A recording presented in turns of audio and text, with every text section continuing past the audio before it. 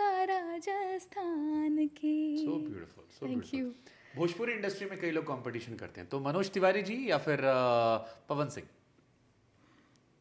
गायकी के मामले में पवन सिंह पसंद है आपको? उनकी आवाज़, और मतलब वो सुर में गाते हैं बेसिकली। हाँ। और मनोज मनोज जी भी जी- नहीं, मनोज जी भी गाते हैं, बट आपने प्रेफरेंस पूछा मुझसे, मेरा पसंद पूछा, हाँ। तो पवन कौन सिंह। सा गाना? पवन सिंह तो हिंदी के बहुत सारे गानों को मैंने देखा कि भोजपुरी वर्जन में गाते हैं और काफ़ी हिट रहते हैं। हिट भी रहते हैं और बहुत अच्छा गाते हैं वो।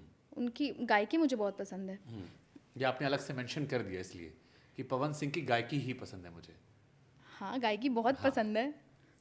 ओके उनका गाना, हो गोरी सचहु तू जन्नत के हूर लागेलू, हो गोरी सचहु तू जन्नत के हूर लागेलू, सोना चांदी नाही हीरा कोहिनूर लागेलू,